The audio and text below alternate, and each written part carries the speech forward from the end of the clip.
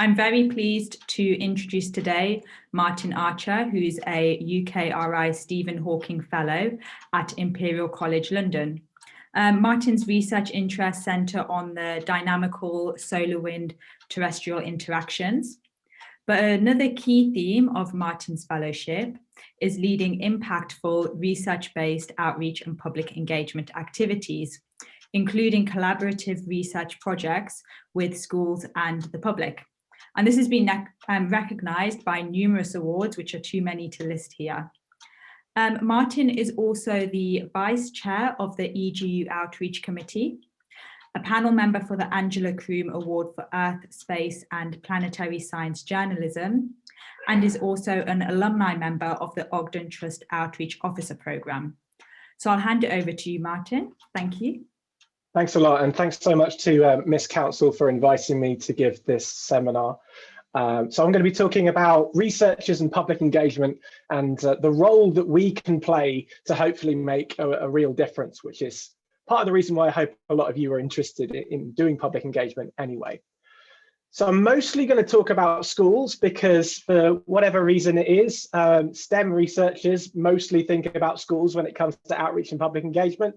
And I'll talk a little bit about the landscape, the evolving approaches, and then I'll give you an example of one approach that definitely has lasting results.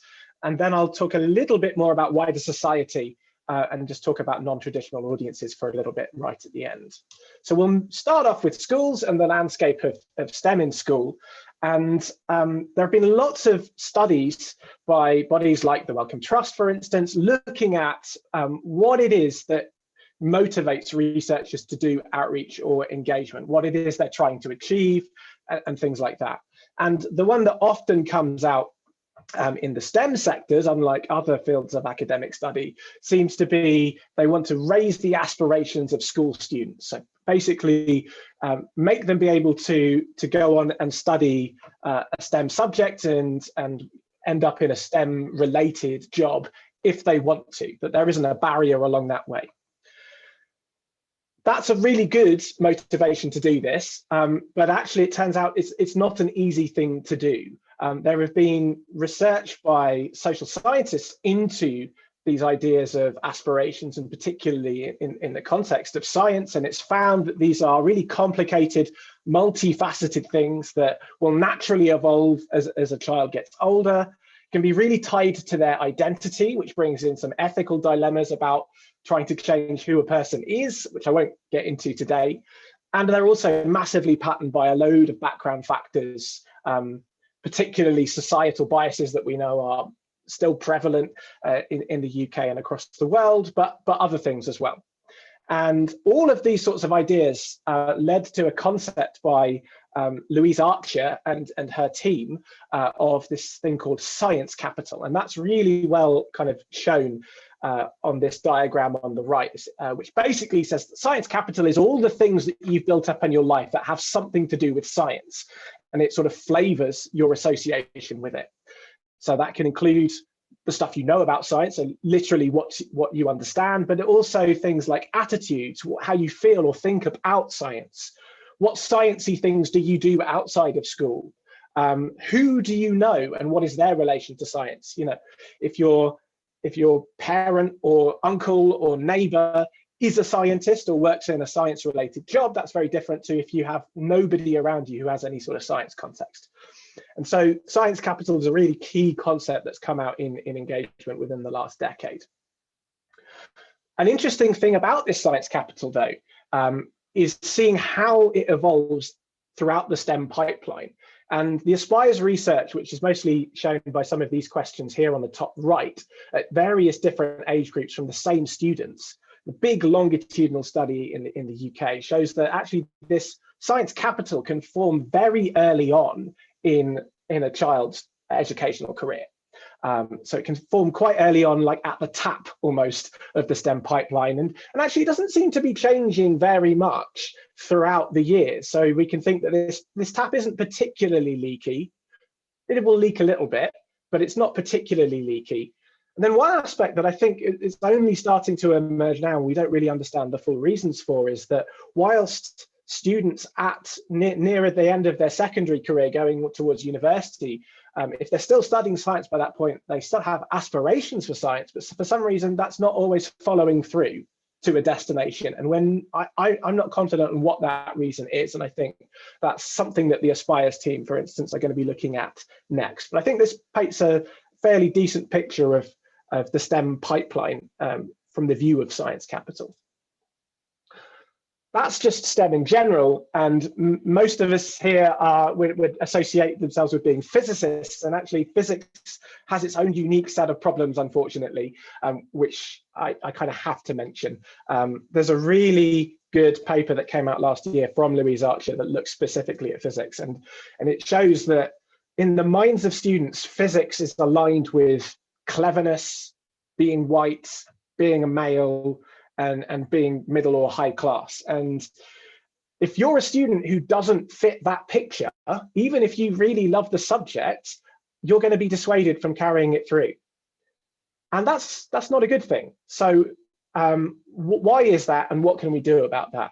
Now, one of the reasons for this come from actually processes that happen in UK schools that came out from this study. Was the idea that there's a level of gatekeeping at schools. Now that can be, for instance, whether they are allowed to study triple science at GCSE, so if they can study physics and chemistry and biology as separate subjects, or whether they put in for a dual or a single award, just generic science qualification, that can bar whether you can then even go on to do physics at A level and then at degree later on. So that decision, which is out of your control, can have a massive effect. There's also a tendency in the curriculum of rather than presenting the various degrees of models that we have about certain things. I mean, the classic one to think about is the model of the atom. Rather than presenting it as these levels of sophistication, often it can be treated as almost like, oh, what I told you last year was wrong. This is actually what it's like. And then students hear this over and over and over again. So these oversimplifications aren't presented with the nuance that we understand as research physicists. That is not getting across to students. And so they feel like their teachers are lying to them.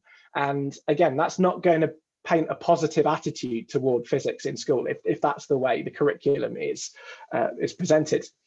And then the third issue that came out from this paper is also the fact that the curriculum itself, particularly for physics, can be incredibly dull until you get to the much later years. There's a deferment of the so-called interesting physics or any real flavor of cutting edge research in the curriculum itself. And so physics as an academic pursuit becomes something of a test of endurance, which then you think, well, why would you stick in there unless you were super keen from the outset? And I'm just going to read this passage that Louise has written in her paper. She says, there is currently little reason to assume that common existing interventions, which are based on individualized approaches to infusing, inspiring, and informing students about physics, are likely to lead to any significant changes in the numbers or profile of those participating in post-compulsory physics.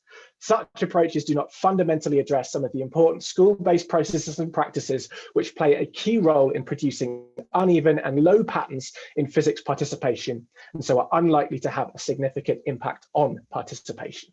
Now, in this paper, they advocate for widespread school process and curriculum change, which, fair enough, probably does need to happen.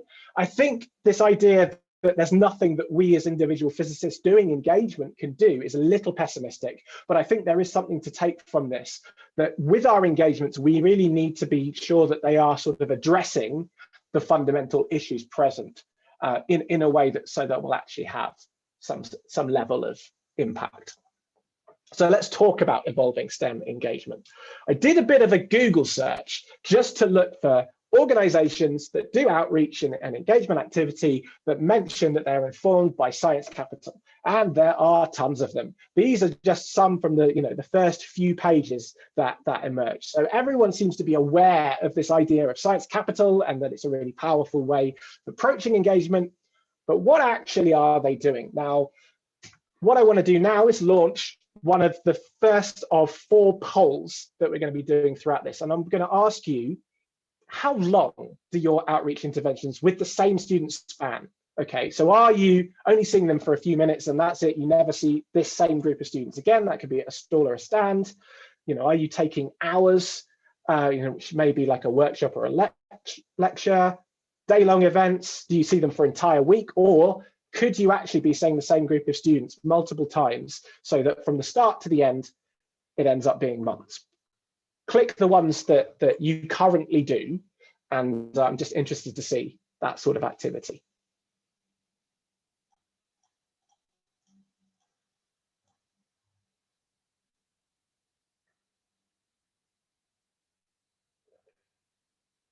And Jasmine, once the results sort of settle down a bit, please do share them with everyone. Yeah, I'll give everyone a few more seconds. Yeah, of course. I think that's everyone, so I'll end the poll now. Okay. Right, yes. So very predominantly on the hours, that's mostly the lecture type or workshop. Interesting that there are some at the month stage. That's interesting because we'll talk about why that might be a useful thing to do. And the way I want to talk about this is through the idea of a learning ecology. It's the context in which a young person's learning takes place. And the way that you can picture this is through these diagrams on the right. It's almost like a layer of onions where the child's in the middle and you have all these different outer layers. And the closer that layer is to the center, the more influence it has. So, you know, family, school, peers, they have far more influence than outer layers. And if we're only seeing students for, say, an hour and that's it, we're very much going to be, as a scientist, quite far out on this outer layer. And there are two ways that we can actually take this picture and find a way of having more influence. And they are through either repeated interventions or through influencing the ecology itself. So repeated interventions is basically by seeing the same group of students over and over and over again, you know, over the course of months, we're going to move ourselves to a closer in layer of this diagram and become more influential ourselves. The other approach, influencing the ecology, is basically by kind of targeting some interventions or a dual method intervention that has some impact on what the more influential people will do in their everyday practice. So, you know, interventions that will target family or teachers, for instance, you're then influencing the influencer, and that will then, that impact should then trickle down in a way and be more impactful than if we only did that 1 hour with the young people. Now, recently, me and a bunch of people from across the UK did a bit of a review of different programs of activities that take these sorts of different approaches to engagement, and to talk a little bit about and work out what realistic impacts you can expect from the different formats that I was talking about. So if we start with one-offs, now one-offs tend to just focus on the young person, so that 1 hour lecture or workshop, for example. And you know, there is certainly a place for them and they do have impacts, but you've got to be a bit realistic about what level of impact you're actually going to get. So they might learn something, and that will usually be in the form of a factoid, so a nugget that they took away from that intervention. One-offs can also raise awareness of careers, and if they're already sort of have an interest in the subject, then it's going to support that to a certain level. But we found that there's not really an evidence base to show that these sorts of one-offs can meaningfully and lastingly affect a young person's aspirations, in a general sense anyway. So then the next approach might be, okay, well, why don't we do a short series? So maybe that could be 3 workshops or lectures spread over a couple of months, something like that. So that's the next logical step. And of the short series that currently exist, these tend to still only focus on the young person, and they do have slightly more impact than a one-off. So there's even more awareness of careers that can come out for them, even further support of interest over a long period of time, can alter a young person's perceptions of what scientists are like. It can enhance their confidence in science, but it still seems that short series in isolation aren't having those impacts on aspirations in the long term. But there are deeper programs that have started to emerge in the UK. And the thing that seems to be common amongst all of those is that they do address the young person, but they also have things for the teachers and family as well. And so that influencing the influencer I was talking about. And that does seem to work.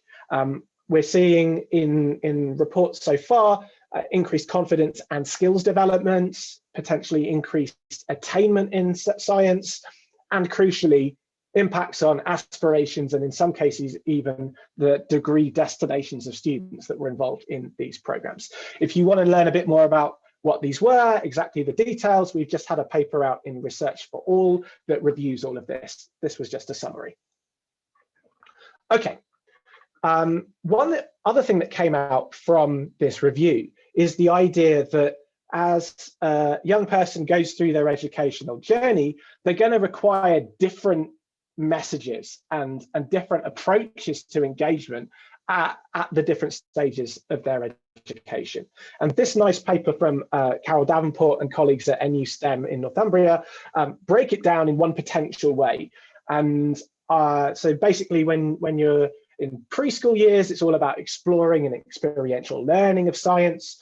You then at primary stage might be wanting to see more curriculum linked and careers inspired information to see if you relate to science in the long term.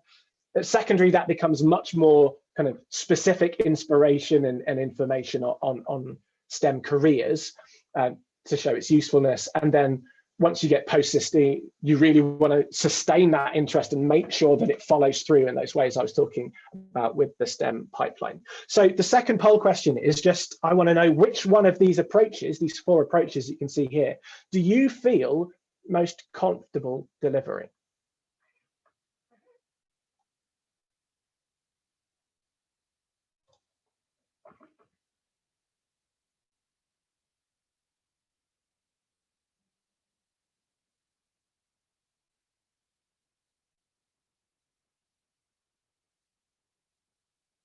And again, we'll give you a few minutes for that. I know this one can be a bit more difficult, something a bit more existential, but it doesn't matter. It's just to give a flavour of people's opinions in the room, and it's all anonymous.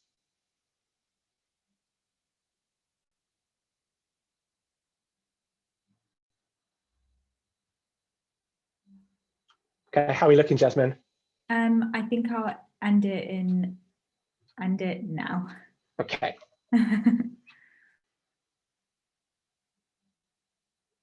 Right, so I mean that's a pretty broad distribution there.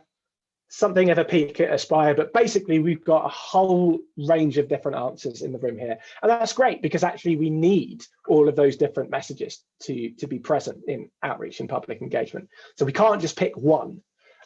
That's great.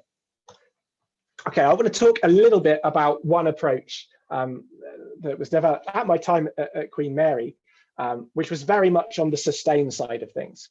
And that was because we felt that based on, well, we felt, and it was backed up with that more recent research, that there's real value in the cutting edge research that we do and a role that it can play in aspirations and destinations of students through engagement.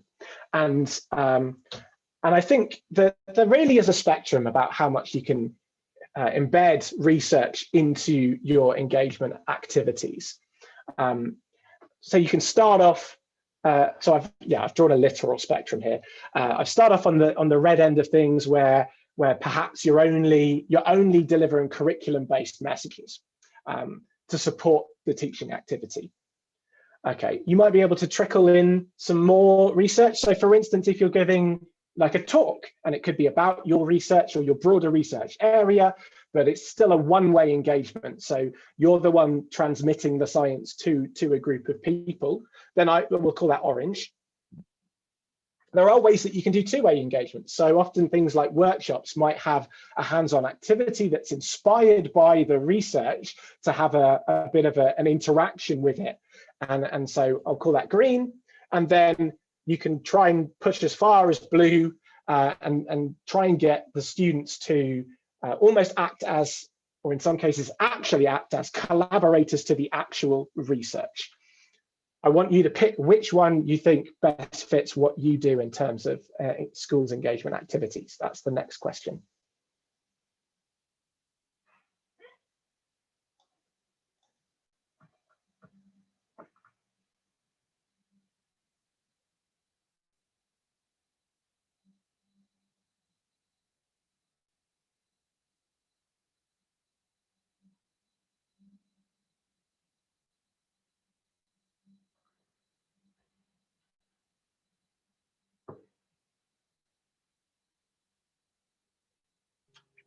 I'll give everyone 5 more seconds.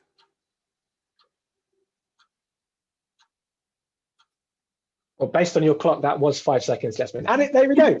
Right, okay. So this one's a bit more peaked than the previous one. And it's, yeah, I think that's not surprising to me. So we're mostly seeing the sort of research-based one-way engagement. So I'm guessing a lot of talks, but still, you know, not an insignificant number of kind of two-way stuff. So that might be some workshops. Maybe we'll talk about what those different activities are in the Q&A afterwards, but also a bit of blue going on too. Fantastic. Okay, so PRIZE, or physics research in school environments, was very much trying to be the blue.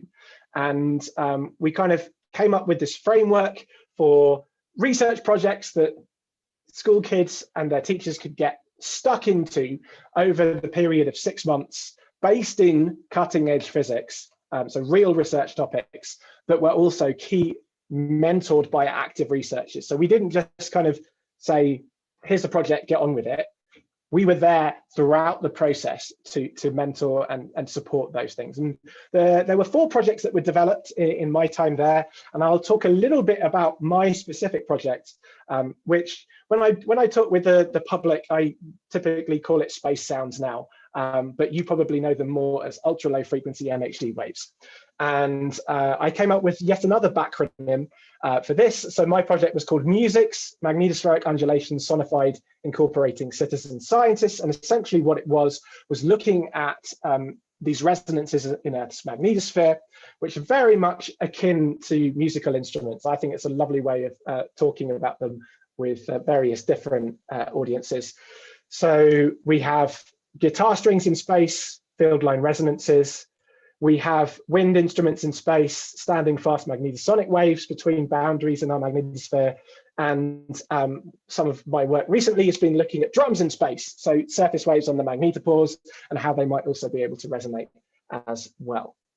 The weird thing about these ones in space is that unlike a normal musical instrument where you expect to get the same musical note every single time you excite it, not so much in the magnetosphere. It's an incredibly variable environment, and that's why we're still studying it.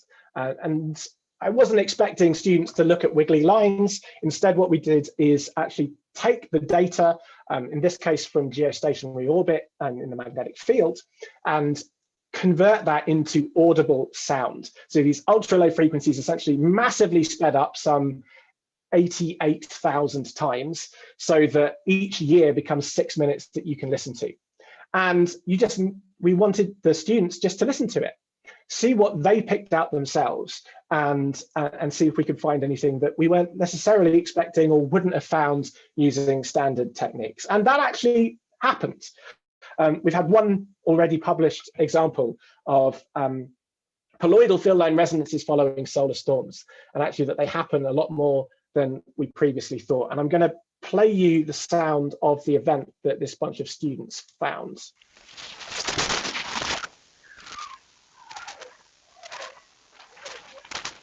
And I'll just play that one more time.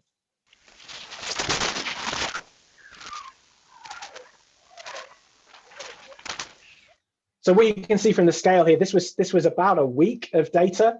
And the kind of crunchy bit when you heard that was a CME hitting Earth's magnetosphere and essentially triggering a geomagnetic storm. And then these whistling sounds were these poloidal waves driven by the particle injections that were really coherent over about 5 days. And the fact that the pitch was decreasing was actually part of the recovery process of the storm, was the plasmasphere refilling, driving the alpha speed down, and therefore driving the frequency of these waves down. And we found tons more events exactly like this just by listening to it. So you can get like students to be real collaborators and get some novel research results out as well. Okay, I want to talk a little bit about how you go about thinking about what impacts your program can have. So this is what we call a theory of change. I'm putting it up here. I don't expect you to read it all. I'm putting it up here to almost slightly scare you, just to prove the point that from going from, you know, your input audiences of teachers and schools, students and their parents, the process of going from that point to an engagement activity or even multiple intervention program to then the ultimate goal of trying to increase uptake and diversity in physics and support schools in having an environment that nurtures science capital is complicated. And so what this diagram kind of shows is an evidence-based approach based on previously published literature about these are all the steps that need to happen realistically for those impacts to be realized. And I did a little bit of a blog for EGU in the solid terrestrial side of things about approaches to kind of coming up with a theory of change, or even slightly easier ways of getting started rather than delving in straight in with a theory of change. But the point is that if you want to have these lofty ambitions, there's a lot of work that has to go in before you even start. That's the only thing I want to get across here. So we have that theory of change, and I spent a huge amount of time, particularly in lockdown 1, really trying to robustly show what we managed to achieve over the course of 6 years with this. And this is now in a suite of papers which are in press at Geoscience Communication. So in terms of schools, our approach was really to try and balance these reach and significance. So we want to reach as many schools as we can, but we also want to make sure that they all have the support they need so that they're able to succeed. And so I think we found a decent balance. 67 schools, 88 teachers, 1,300 odd students, grown slowly over 6 years. I think that is a reasonable number for these sorts of repeated intervention programs. They're never going to be as big numbers as all the one-offs that you can do, but we're hoping for more significant impact here. But also diversity too. So I've done some benchmarking about the types of schools that we were engaged with, comparing them with schools of other similar sorts of programs. And we were doing well at targeting and making sure that students from all backgrounds were able to participate. And that research also showed that success within that program, within the format we came up with, was independent of these background factors that can often pattern participation in science. So that's fantastic. It really shows you that students of any background can do science if you give them the tools to support them. And I think that's what we really need to focus on. Okay, what about impact? I'm not going to go into huge amounts of detail here. We can talk about them in the Q&A if you want, but we were seeing evidence of increased confidence from before to after in a statistically significant way. We have evidence of skills development through working on these projects, and evidence of increased or confirmed aspirations towards either physics or STEM through these 6-month-long projects. And we also have longitudinal evaluations 3 years later, get in touch with students to see where they've ended up going and whether they remember and how the projects have influenced them since. And whilst there's a small sample size, just because we're still talking about fairly early on in the program and how many people respond to a survey anyway, there's some promising evidence of increased destinations, an increase in the uptake of physics from doing these programs and at STEM overall as well. And then also looking at qualitative evidence and doing a robust thematic analysis. So it's not cherry picking quotes, it's looking at all the quotes and balancing them out and seeing what the themes are that emerge. We're seeing that these have been really lasting and beneficial experiences for the students that they have drawn upon subsequently in whatever it is that they've gone on to do.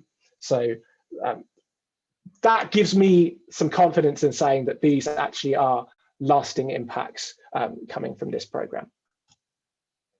But of course, that it's not all just about the young people impacting teachers as well. So we identified through a similar sort of thematic analysis 8 different areas of impact that we could be having on teachers. And then from those areas we identified qualitatively, we then asked quantitative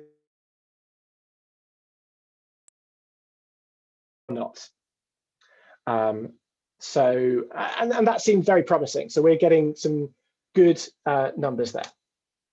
Okay, that's all I'm going to talk about in terms of schools, and I'm going to very briefly touch upon non-traditional audiences outside of schools when we're talking about public engagement. And I've rather cheekily put a picture of Michael Faraday giving one of his famous public lectures at the Royal Institution, which was a fantastic thing at the time, but I think we need to be doing more than just public lectures now. And the reason for that is that outside of schools, you don't have a captive audience. There's some research that shows actually having a captive audience when it comes to schools isn't always a great thing, but when it comes to outside of schools, it's going to affect who turns up to your events. So if you're labeling something as science, you're likely only going to get people turn up who are interested in science. And so you can end up preaching to the choir, and there could be whole sectors of the public who are paying for the research through their taxes who aren't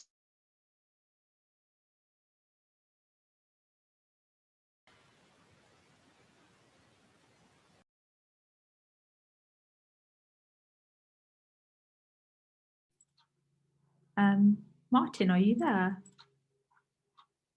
Sorry, everyone. I think he's is it just me who can't hear or see Martin? No, we're definitely gone. No. Okay, I think he might just be having some like Wi-Fi issue.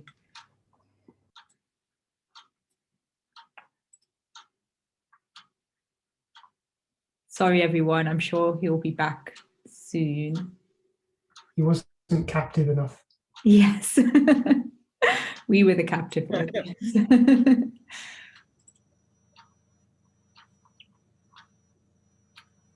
Okay, I think he's just left and he'll rejoin, and then hopefully that will solve the issue.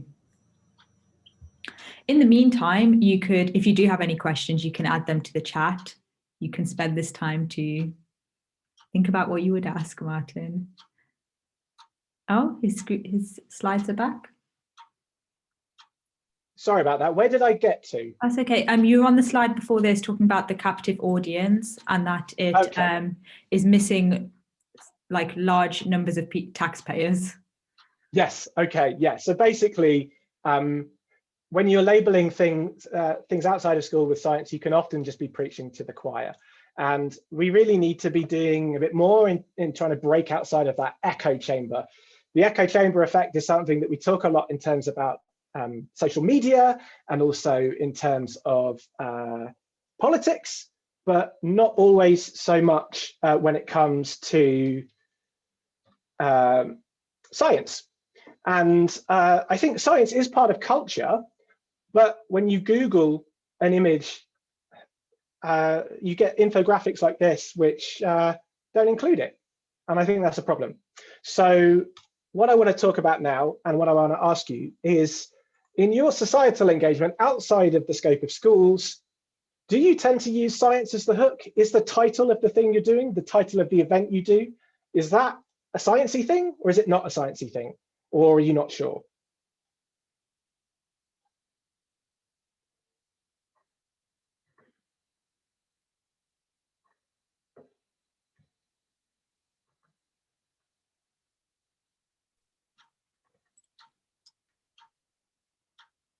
Just a few more seconds, everyone. Yeah, that's Jasmine's clock counting you down.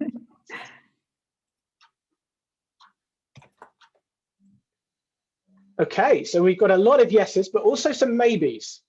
That will be interesting to talk about in the Q&A afterwards. Not a lot of no's, though.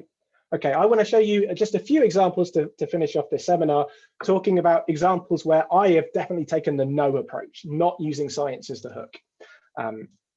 So the first one is on YouTube.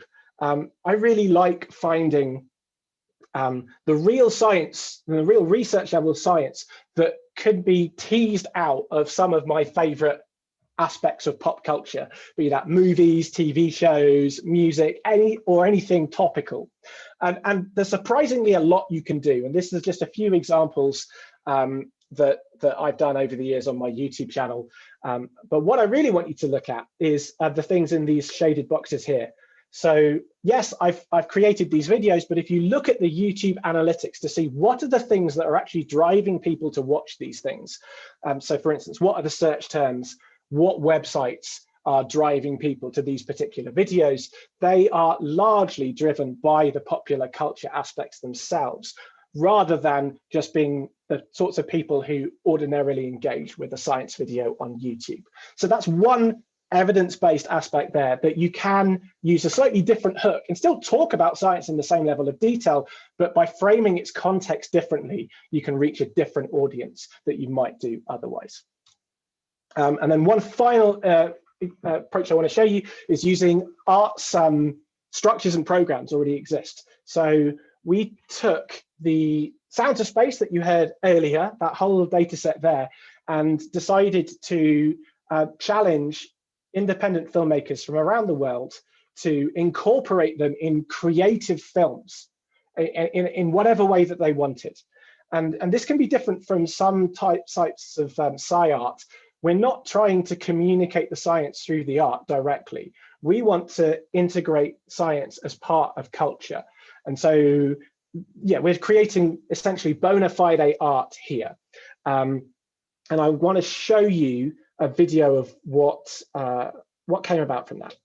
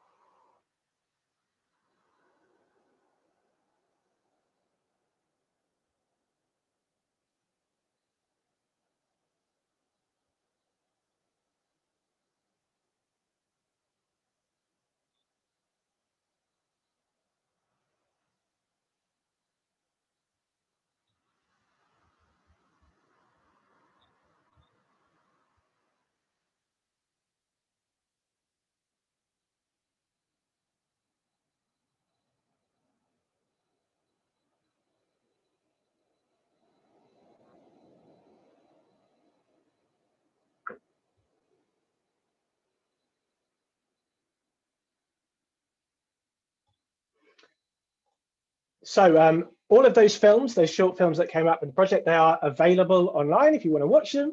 They are fascinating to me that they all started from the same jumping off point, this data that a lot of us use every day.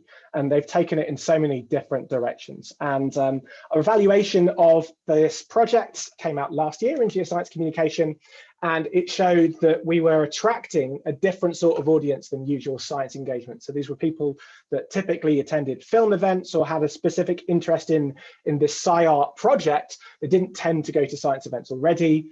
They were also people who were less aware of space weather than the general population. There's a fantastic public dialogue that was done in, I think it was 2015, that sort of actually measures the awareness of space weather in the UK. And we showed that by targeting a different audience, actually, we were getting people that were less aware than you would otherwise expect. And there were also some impacts that were had that I'm not showing on this slide as well. You can read the paper if you want some more details about that. So that comes to the end of my seminar, and this just summarizes the huge amount of things that I've talked about in just 40 minutes. And now I'm really interested to have your questions and have a bit of a discussion, so I'll stop sharing. Thank you very much, Martin. That was really, really interesting. And you covered so much in just those 40 minutes. So yeah, now we'll have a quick Q&A session. So if you do have a question which you would like to ask Martin, please either put your hand up and we can invite you to ask it, or type it in the chat, and we'll go through those. So I'll just give everyone a couple of seconds. Whilst they're typing, I have a quick question actually. Sure. So in terms of like working with schools on these research projects, have you found that during times like now, pandemic times, has that had to change in terms of like the approach you take? Have you found that schools are more or less able to work with you on these projects? So yeah, as far as I understand, Queen Mary is still running this, and they've switched it completely remotely. I mean, one of the interesting things was that actually I got used to doing these sort of interactive webinar things before the pandemic happened. That was an element of support that I added to my project in 2019, because I thought it's an easy way that students can drop in every month and get that that support for the times when I can't always go to the school every single month. So this was something that we were kind of doing already before, and I think now everyone is kind of seeing the value in this.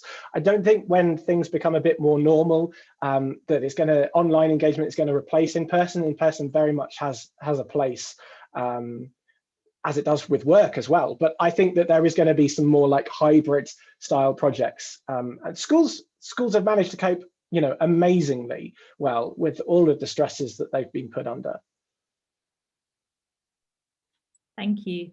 We haven't had any questions. Oh, questions just come in now. I'll read it out. So Sophie Murray says, great talk. I'm interested to hear about the time it might take to plan and manage the months collaborative long projects. Did you have dedicated staff? Yeah, this is a fantastic question. Yeah, I mean, typically, these sort of really long-term projects do need to have some sort of outreach and engagement professional, either within your department or centrally, who can basically facilitate this. Now, a lot of departments already have this sort of person, and they're there to coordinate and kind of ease things to actually free up time from researchers and academics to then focus on the actual engagement activity itself. So yeah, I think it is an important point to make that, and also the collaborative aspect. So the more you share out the workload amongst your group and your team, the more benefits and the more students you're going to be able to work with. So I think there's been a historical thing of silos of engagement, where you've got the one academic or the one researcher that does a lot, and actually what we want is more people doing a little, and that's going to share the workload a bit more. Thank you. Sophie, if you have any follow-up questions, feel free to unmute and ask. Yeah, and I guess that just as like my thought on that, there's a lot of like benefits personally which you get from doing these public engagement activities too, when it doesn't take up too much of your time. Like I found it hugely helpful in building more transferable skills, communication skills, things like that. Anyway, there's other questions. No, I'd just like to add on that, Jasmine. Yeah, I mean, I always say that there's an engagement journey, and when you start off, it's you will be developing your skills, and actually, if you start going down the route of these more intensive programs that take up more of your time, there is an avenue for publishing in that as well, and so you're getting that academic recognition that doing outreach and engagement activities doesn't traditionally seem to have, unfortunately. There is a way of turning that into something that can be more recognized within academia. So I would urge people to share and publish their engagement activities if they put a lot of time into it as well. Yeah, thank you. I'm just going to move on to the next question from Mike Hapgood. Mike says that you alluded to a wider problem with physics engagement towards the general public. Does that link with elitist attitudes in some physics disciplines? I think there's an element of that. Yeah, not MIST. No, MIST is great. And you know, MIST does a lot of collaborative engagement activities as well between institutes. There is certainly that going on. I won't name names, but you know, I've talked with string theorists who go, there's no chance anyone from the public's going to understand what I do. I'm like, well, you could try. So I think we need to get find ways of translating our research into ways that different sorts of the public will be interested in, and not have this somewhat arrogant perspective that everyone will be interested in what you do if you present it in the way that you would to your peers. Everyone's different, and I think we need to put a little bit more work in, because we're being paid to do this by the public. Yeah, that skill of being able to explain your research in a way which is engaging to people outside of your immediate field is like hugely relevant as well for when you're applying for things like fellowships, where people from different backgrounds are going to be reading your work. So yeah, I think that elitist attitude works for no one. Helen says, I lead a project called sunspaceart.org, which brings together scientists and artists. The feedback has been amazing, but there is some resistance to cross-curriculum activities. How do you get around this? Yeah, so I mean, I'm very aware of your project, Helen. If I'm right, you mostly target primary schools, and I think that there is slightly more appetite at primary to not have the strict boundaries so much. But I mean, engaging with teachers beforehand and using networks and things like that helps. I also think that if you want to do more interdisciplinary engagement activities, actually, you don't have to do things just in schools, as I said before. We have a tendency to only think schools. Community engagement is really important, youth groups and community groups and things like that. And they're so keen for like arts and crafts related to science type activities. They will be really, they'd love for that sort of thing. If you kind of find the right partners, then I would push going down that route than necessarily schools if you're finding that an issue. Well, can I reply on that? Sure. Unmuted. Yeah, no, I mean, you've pointed out that the problem lies in the primary sector, quite young, opinions. If we want to get the children doing STEM, then that's the target that we're looking for. Yes, of course, we can have lots of festivals and cross things like that. But what I'm saying is I found is that, yes, primary schools are more amenable to having cross curriculum, but I think there's this kind of separation of departments. This is the physics department, this is the maths department, this is the art department, and it's actually quite difficult to get. You said it's important to approach the teachers, for example. It's quite difficult to get those teachers to work together. So I'm wondering whether you've encountered any resistance of that type in the work you've been doing, for example, with the music, and how you get around that. Yeah, I think as well, Helen, sometimes you've got to realize that there are problems that are just outside of what you can do. I think that we've certainly seen with projects and networks I've been part of that are trying to tackle like the gender issues in physics. And that does need, according to IOP research, like a whole school approach to tackling gender stereotyping in general, not just with regards to science. And there can be resistance from other departments to do that. And so often they're then trying to engage head teachers to kind of make sure the school kind of really takes this on. But sometimes these things, like Louise Archer was saying, sometimes you just do need that sort of higher level policy change as well to come. And by working with, say, like the IOP, then that might be one avenue. And they've got groups of teachers and networks of teachers and trainers that might also be able to help with those specific issues with specific schools. On that point, sorry, I just wanted to flag a point that Mario made, which is quite relevant here in the chat. He was saying with the new Wales curriculum at Key Stage 2, so thinking about this more larger structural change, you shouldn't have any problem since they're taking away those boundaries and hiding the traditional topics into much broader topics and themes. And that's also not just at Key Stage 2, but foundation phase also. That sounds awesome, Mario. Yeah, thank you. Helen, if you wanted to say, I didn't mean to cut the conversation off short. I'm just scanning the chat to see if we have any more questions. Mike says he really liked your string theorist example, and he's seen that kind of attitude so many times. It does no good for science. I think we truly agree with. Yeah, if anyone does have any more questions, because we're coming towards the end now. Please Can I type ask? in. Can I say something else? Yes. I've never published in one of these like geoscience communications. I'm used to publishing in scientific journals. How do you go about changing, or I've no idea how to go about changing that direction. Can you give us some advice on that? Sure. I mean, yeah, it is a bit of a journey. Geoscience Communication is one of the EGU journals, and it does have an article from the editors on how to go about approaching this. So I'm going to post that in the chat now for you to read.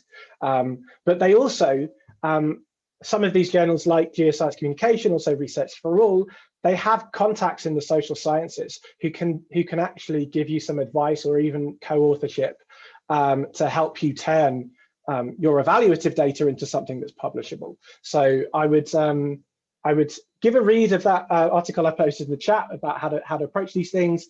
Read some examples of maybe there's a similar program that you can find to see how they've approached it, and that might give you some ideas. And if you still need some extra help, get in touch with the editors, and they might be able to find someone who'd be interested in helping you.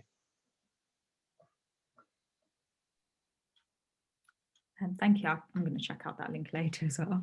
I think that's the end of the questions. We haven't had anything new come up in the chat, but that led to some really interesting discussions, which was nice. So I just wanted to wrap up. Thank you, Martin, for that excellent seminar. It was really interesting, and I think it's given everyone lots of food for thought. Thank you to everyone who asked questions and everyone who attended. I'll be in touch via the MIST mailing list about details for next month's seminar. But yeah, thank you. Have a nice day. Thanks everyone for coming.